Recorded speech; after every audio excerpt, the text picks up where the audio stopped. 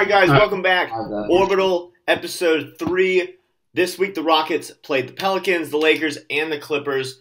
We're recording this right now, right after the Clippers game. They just lost by 3. How do you guys feel about it? I know personally, I'm not too worried about it. It's a 3-point loss, but they fought. They didn't give up. And the Rockets are pretty thin right now, especially with Chris Paul's suspension that just came out. What do you guys think about last night's game and just kind of like the week in general? Rourke, you wanna start off with that one, buddy? I mean, it's not looking good. We play well. It's just, it comes down to hitting shots. We didn't shoot the ball that well. We shot the ball well from 3. I think we had 43% from 3 tonight, but overall below 50%. Just giving up too many easy baskets, especially in transition. It just some players doing well. Harden's doing well. A couple players stepping up here. There looks like a couple slow starts for people like Carmelo and stuff, which we'll talk about. But just looked like we were a little gapped out on a back-to-back night. Most teams don't win back-to-back games. So we was in the same city, but we did not look as like we came ready to play for sure. I don't think so. Yeah, something that I've noticed, especially in these 3 games, is we haven't been really starting out because we were a great first quarter team last year. So we haven't really been jumping on opponents like we have last year.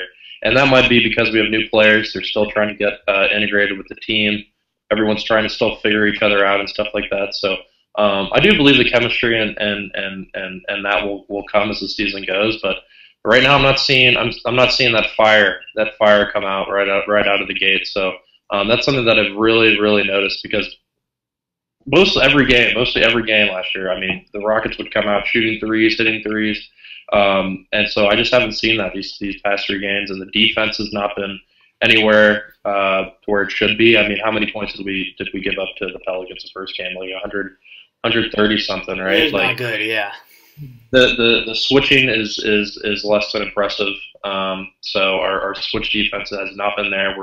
It seems like we're getting really confused when there's like a player posting up or whatever, and there's just a player that cuts right past our face and is right there for an open bucket every time. Like, I've seen that so many times. And a lot of that has actually been, I've seen that happen to Melo so many times. He just looks like he's kind of lost there on defense, which is really disappointing. But yeah, Melo has gotten off to a slow start so far. I've noticed James Ennis has sort of also gone off to a slow start too. But the thing I noticed with James Ennis, he's a really good corner 3 shooter. He can really hit from the wings. Yeah, those are really his spots. Yeah, I was gonna say So far, he's actually kind of had a hot start shooting the 43% from 3-pointer so far. It's only 3 games, but he's actually doing well, which is a good replacement. That was the one thing, because he's really athletic and he brings that defensive intensity. We were just kind of wondering if he was going to be able to knock down threes and stuff. So he's off to a good start, which is good. He had that really nice dunk against the Pelicans that I put in the highlight video. That he got it right off the cut, slashed the rim, bang! Good extension on it. Just a good looking dunk on him. But I was actually thinking that while he's shooting well, I think he needs to be shooting it more, or at least doing a little bit more, right? I think with the way they're structuring the starting lineup, with it being Paul, Harden, Ennis, Tucker, and Capella, they're really, really trying to make him the Ariza replacement. I don't think he necessarily brings – well, I guess he's more of a poor man's Ariza, right? He still brings defense. He still brings three-point shooting, but he's not – from a maturity and mental standpoint, I don't think he's bringing what Ariza brought. And then you also look at what Ariza did opening night. I don't know if you guys saw this, but he dropped 20 – James Ennis, I just the thing that I noticed, he's really good at corner threes, but he can't really hit from the wings very well at all. So once he gets in that corner, it's pretty much a lockdown. But yeah, yeah. What are you guys seeing? I know D'Antoni earlier this week was quoted saying that PJ Tucker is supposedly becoming one of the best players in the league. What do you guys think of him saying that? I liked hearing it. I don't know if it's that true, but. I think he's easily one of he's become such an important part of Houston's overall game. Mm-hmm. And I think he means that from not obviously not necessarily from a stat standpoint, but basically what he brings with intensity, toughness, defense, like 3-point shooting. Yeah, like he's a great player to have on your team. So I think he's one of the best role players that we have in the NBA today. And so I think with just what he brings with toughness and everything, I think definitely he's one of the better players in the league. And Houston really needs him. He's such an important part for our team. So obviously, I think just as a player, not as like. You know what I mean? Like, you've got players that like bring a certain thing to the game, and I think he has that. PJ Tucker,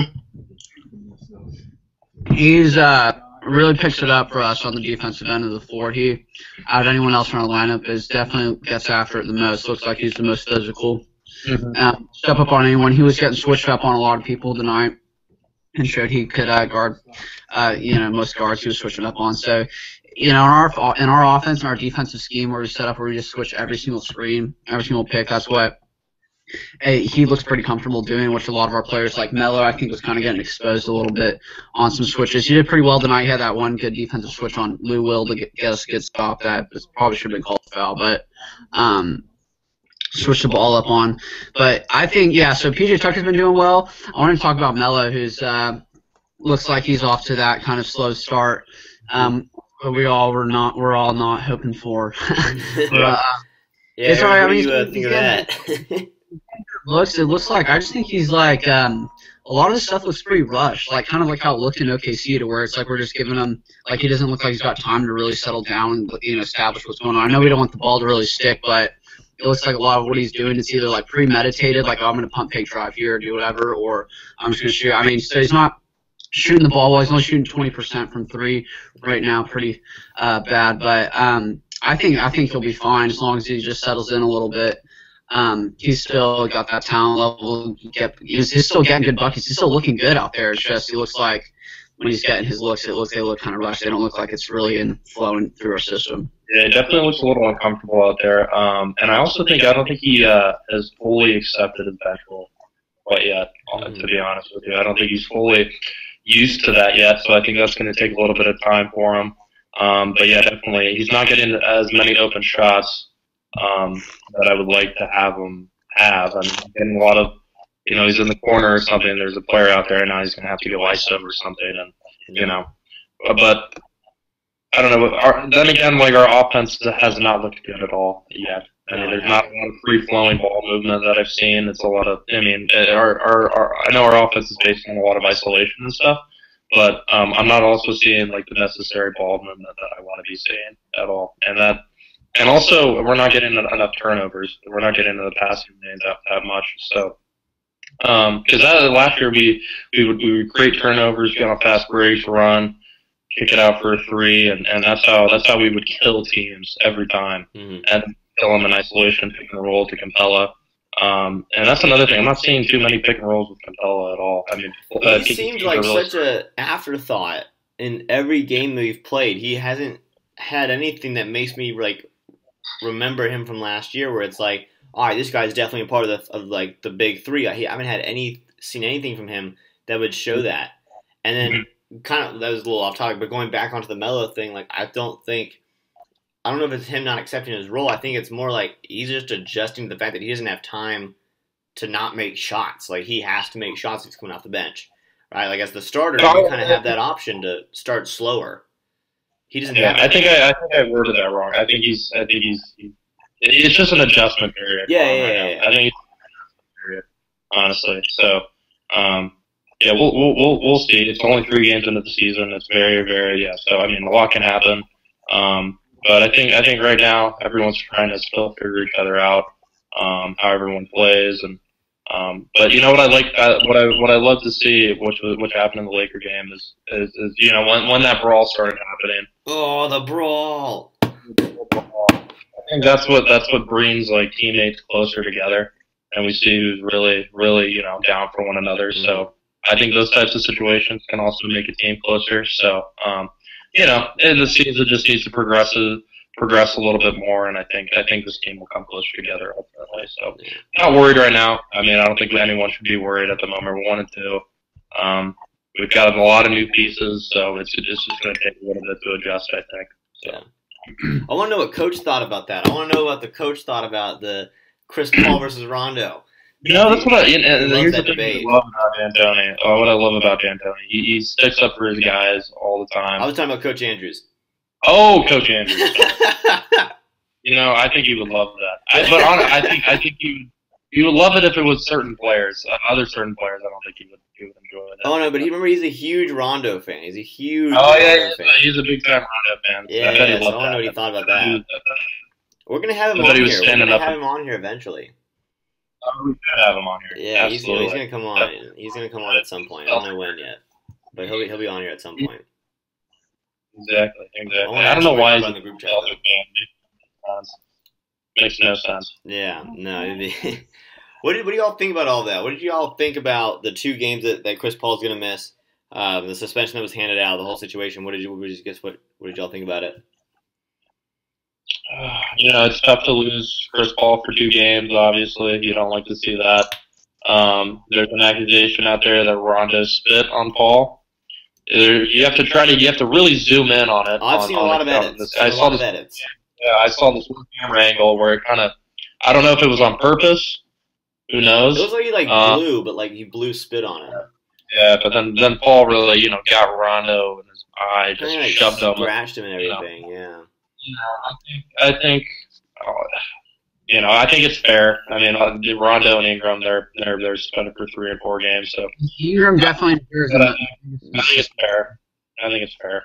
Yeah, Ingram seemed to be the most I don't know what was going on with Ingram. And what's funny is Ingram came in for that last punch, and I know Chris Paul's had Ingram over to some of his camps and stuff, and has mentored him a lot. Mm-hmm. So I don't know what's getting into Ingram at all. I saw a meme before we did this that was it was them from when Ingram was probably 14 or 15. And it's it's always your fans. Yeah, always be your fans. Yeah. I saw that as well. It's just really weird. I mean, I don't know. When Harden went in and drew that contact, I don't know why he just lost his cool. I haven't seen it. Because he missed a call. They missed a call on him the play before. Okay. Yeah. I guess he was just rushed by it. Yeah. There was a call earlier in the game. There was a call earlier in the game where it was bro, we were watching the game. Who was it that got their hand stuck guarding Harden? It wasn't Ingram, but it was Josh. It was Josh Hart. Yeah. He was so upset about that. But then another play similar to that happened with Ingram where he was just so upset about this call that I thought it was the genuine contact, not just Harden contact, but genuine contact. And he seemed really upset about that. And then when Harden went for that drive, I thought it was a really big collision just off of Ingram's physical reaction to the contact. I thought, damn, that's a big bump. And mm-hmm. then you have this whole emotional situation of he makes it, now he's arguing for the and1. You already kind of deal with this thing every time you guard Harden. You got to deal with is it a foul, is it not a foul? Mm-hmm. And just as a defender, I'm sure it's completely irritating. So I understood the build up to it. I was just are you trying to go in there and sky punch Chris Paul after this? Jeez. Mm-hmm. But yeah, I was surprised to see him get the biggest suspension. Yeah. So we're talking about Melo. Any other players you guys think how often any slow starts so far? What about Michael Williams? We don't need to talk about him. We don't need to talk about him. Yeah, we need. The Vipers have an open roster spot by any chance? So I think that's where he needs to go. I want to see how the rotation is going to be when Brandon Knight finally comes back from his knee issues. He's also a really good 3-point shooter, so when he comes back, I think he'll help a ton. Because that's something that Michael Carter-Williams can give you. Mm-hmm. I mean, he gives you defense, he gives you driving ability. But I think once we get Brandon Knight back, I think that's going to just add a little bit more firepower to our offense, maybe a little bit of a juice. So I'm excited for him to come back. But yeah, it's just the offense defense just hasn't clicked yet. I think it's just going to take a few more games. I think they'll figure it out. Once again, you got Chris Paul in that locker room. You got Harden in that locker room. You got PJ Tucker in that locker room. So you've got leaders. They've been there before. They know what it takes. So I think they'll get it. And Gerald Green, honestly, Gerald Green too. Big part of that team. So I think that those players really know what it takes to get back on the top right now. And I'm not worried at all. 3 games. Let's see. Yeah, to me, I think it looks like kind of the new players are struggling a little bit to find their spot, find the piece, find the flow, what's going on. It looks like the returning players are all playing pretty well. Chris Paul off to honestly a pretty strong start. He's averaging 24. It's same with Harden's looking like MVP form. He looks like he got stronger. Is it just me? He looks stronger. He looks like he's great right now. He's in great shape. Guys are and then Capella looks like I don't know what he's doing with the hot Cheetos hair, but he's just a big Schroeder now. He's big Schroeder. But he's looking really good too. He's looking stronger still, so he's going to take that next step this year. So I'm excited for Capella too. But I was going to say, it looks like Capella and Chris Paul, Harden, you big 3 there. They're all looking pretty strong at the start, which is what I want to see, what you want to see. So it looks like our core is going to be strong, so we're going to definitely be all right. It just looks like these new pieces coming to fit into me. These opening games, a little bit of struggles, a couple losses picking up early. Not really good to start off with a couple losses, especially when the Warriors are just squishing out wins with direct tips. But yeah, we'll be all right. Michael Carter Williams, I'm watching these games and I'm really wanting to know what's going on. When you looked at Summer League, he was playing really well, going off ball and everything, and the fact that he can't shoot wasn't as big an issue in Summer League, or not Summer League, preseason. It wasn't looking like that would be a big deal, but now you watch these games and teams are really sagging off of him, way more than they were in preseason, and now it's when I was watching preseason, I was like, okay, this whole maybe pseudo Sean Williams kind of idea, or Sean Livingston idea, all right, maybe it has some potential to be true, but now it looks horrible. Not only that, but now we're have the whole missed layups thing again with him. We're having these missed jumpers. He's really, his offense has almost now disappeared entirely now that it's actually the NBA season, and I don't know. Yeah, that's really disappointing to watch.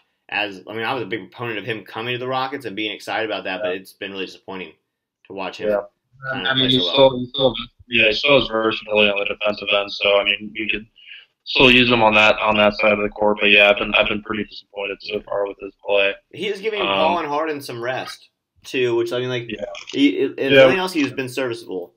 But if you saw in preseason, we were putting him more out on the wing a little bit and allowing him to cut and drive a little bit more. So, I've noticed he's been handling the ball quite a bit, and maybe we need to get him to do other stuff, moving around, because he moves pretty well without the ball.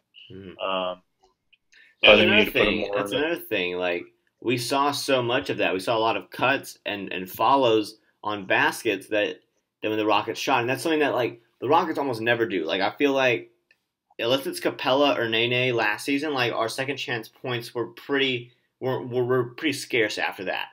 And then you also watch them. You watch the Warriors play, and they get offensive rebounds and they follow up. Guards follow up off of threes. You watch the Rockets play, that doesn't happen as much. It's really pick, roll, shoot a 3 or shoot a layup, but no one really crashes in, right? But you had emphatic plays where you watch Michael Carter Williams is cutting off of that. Michael Carter Williams is coming off of a cut, or you have Gerald Green who's following on tip dunks. You have these second chance points that aren't really typical to Rockets fashion. I remember watching that in preseason and being really excited to see that more, and it's not happening now the real season's around. Guys seem lazier. Also, sorry, you mentioned Nene. Where is he? Has he died? I have no idea. He's injured right now. He's injured with old age. We're waiting for him. He was actually activated for tonight's game. He didn't play at all, but he could have played. He suited up for the first time this season, so he's coming back. They're just, we're only going to play him 20, 30 games this season, but he'll be good. Don't he be a power forward? He used to be a power forward, mobile power forward. Now it's old man center. He's an old man. He's an old man.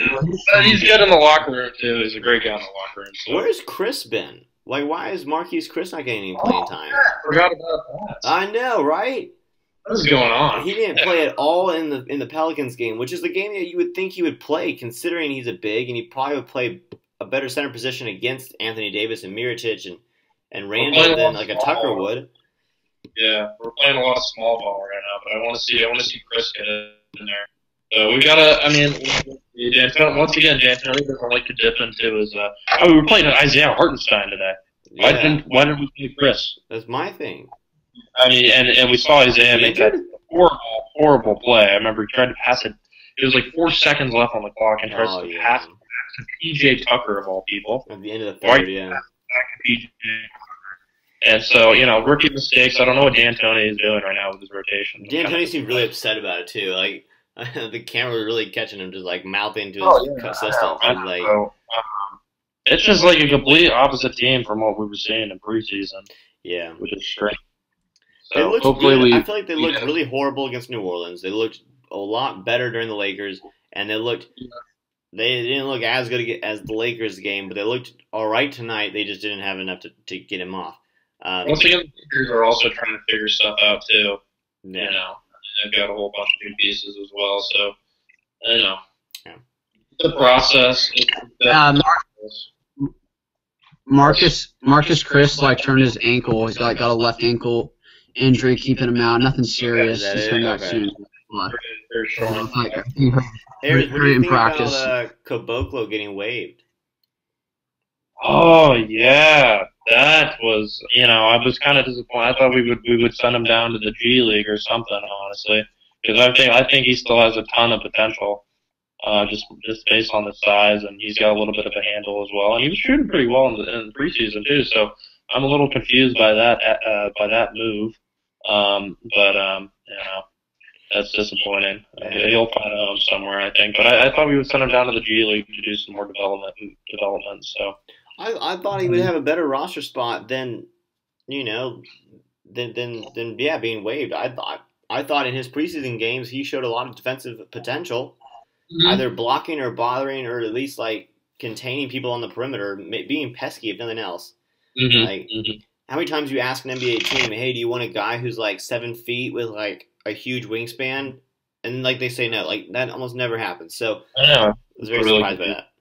What's going on there? I don't know what's going on there, but hopefully he finds a home somewhere and develops. Because I like that kid a lot. I like his size, and I think he could be good one day. He just needs to have the right coaches around him. I think he can develop. But I really wanted to see him on our team and go through our organization just to see what he could do, because I thought that was a really interesting experiment.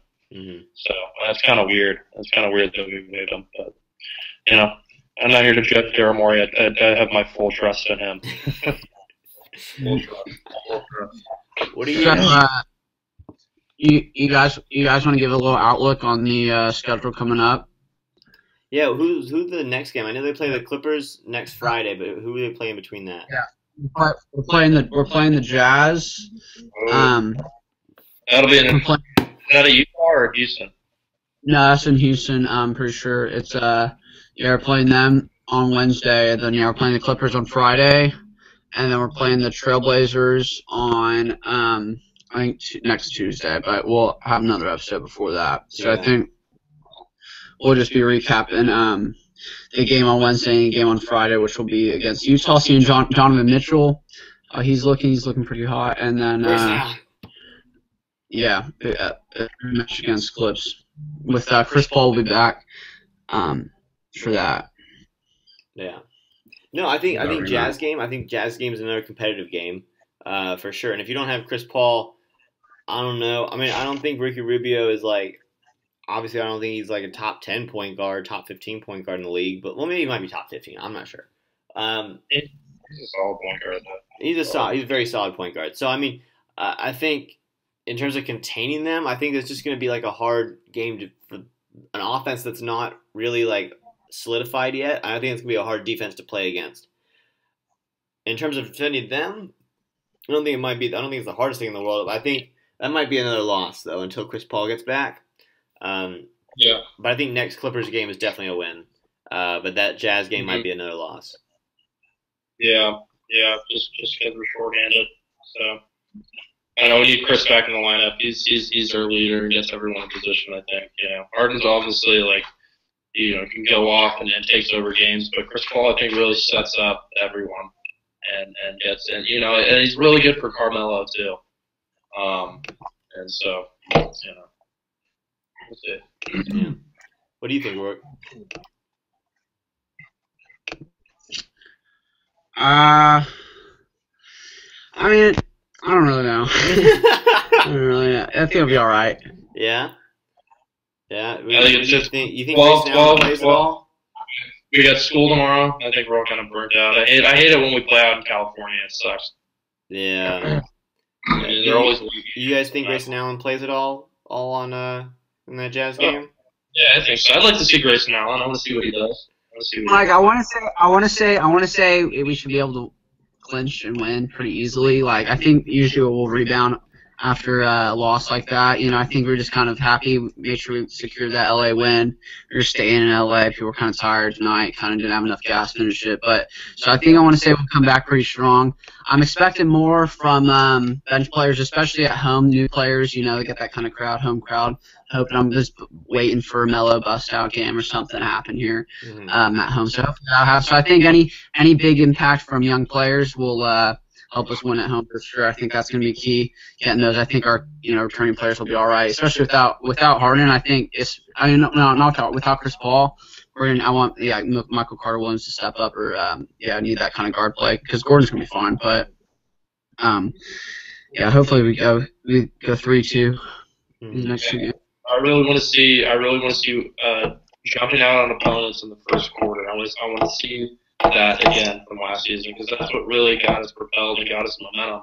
Because we've been playing behind most games, and so I want to see us come out and dominate in the first quarter and set the tone, which we've not been doing at all. And so that's what I want to see change in the next few games here.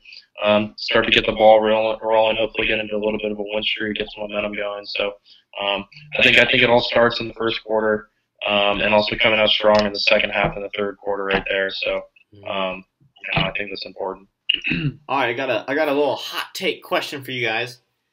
Percent chance we trade Melo this season? That's a tough one. I mean, not anytime soon. Like trade deadline, maybe, right? Yeah. For us to trade him, he would have to add value to be traded because no one would want to trade for him right now. Yeah. On that minimum, with us, so he would have to Well, I mean, it might be like hey, we'll toss you a second-round pick. Yeah. I mean, I don't want to use a vet minimum deal. But, if he keeps playing like he's been playing, that's not a very hot take per se. I mean, he's not playing very well right now. So if this is a trend, then, but I don't think it will be. I'm still optimistic with it. I still think he needs a little bit more time to get comfortable. Once again, just with the offense, there's not been a lot. He hasn't been getting a lot of open looks at all. And so he hasn't really been able to get in any sort of rhythm. So just give it more time. It's 3 games into the season. So I'm not hopping off the train just yet. So I don't know, but if this is what it's going to be for the entire season, then yes, we have to get rid of him. But right now, I think, in my optimistic opinion, I think it's just an adjustment period for Melo, and hopefully those issues will get sorted out. Still really early. Yeah. Do you guys think he starts at any point in the season? I think so. I mean, permanently. We take him off the bench. Say offense, kind of say in the first quarter, we're kind of not having as good of an offense as we need. We say Melo, we're moving your starting lineup. Go for it. We'll stagger everyone after that. But they move him into the starting lineup. Do you think that's a possibility?